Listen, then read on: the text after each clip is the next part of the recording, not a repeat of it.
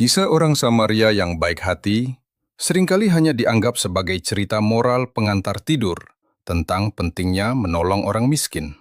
Padahal, di abad pertama, perumpamaan yang diceritakan Tuhan Yesus ini aslinya adalah sebuah tamparan keras dan plot twist yang sangat menyinggung kaum elit agama Yahudi. Kisah dalam Injil Lukas pasal 10 ayat 25-37 ini tentang seorang ahli Taurat, pakar hukum agama, yang berdiri untuk mencobai Tuhan Yesus. Dia bertanya, "Siapakah sesamaku manusia?" Pertanyaan ini lahir dari natur manusia daging yang berdosa.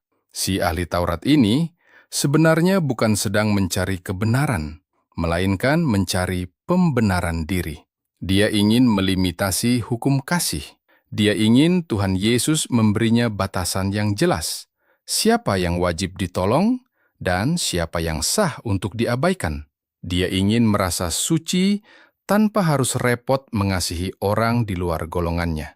Untuk menjawab jebakan itu, Tuhan Yesus mulai bercerita tentang seseorang yang dirampok dan dibiarkan sekarat di jalan sunyi antara Yerusalem dan Yeriko.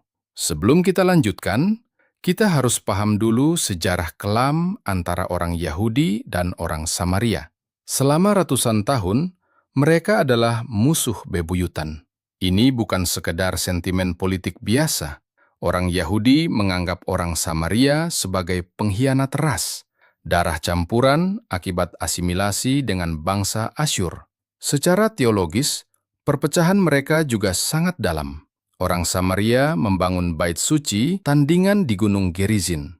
Saking bencinya, orang Yahudi di zaman itu menganggap ibadah Samaria itu sesat dan najis.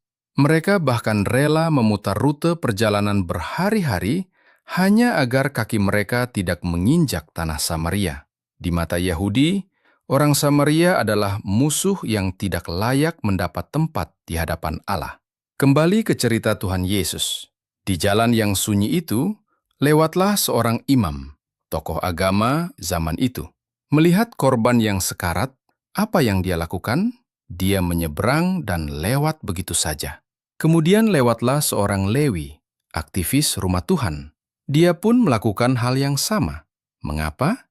Karena mereka sibuk menjaga kesucian ritual. Menyentuh darah atau mayat akan membuat mereka najis dan tidak bisa melayani di bait suci. Mereka lebih memilih menjaga regulasi agama daripada menyelamatkan nyawa.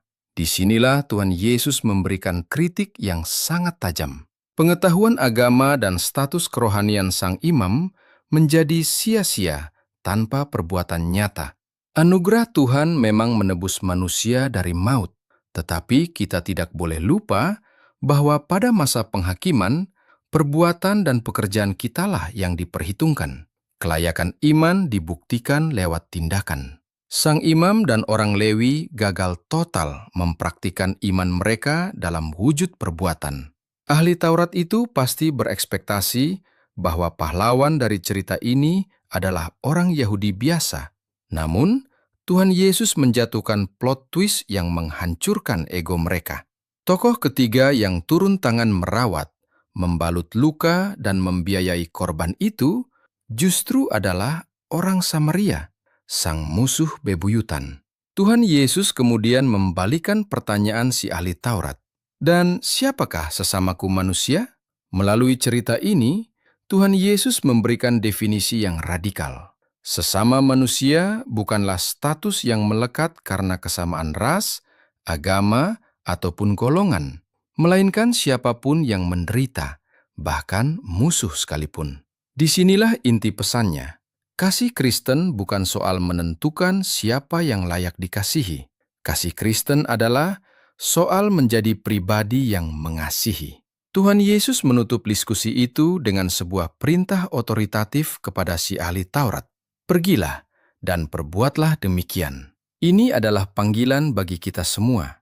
Kekristenan tidak dipanggil untuk sekedar berteori tentang hukum kasih, melainkan menghidupinya dalam realita, menembus batas-batas kenyamanan, ego, dan prasangka kita.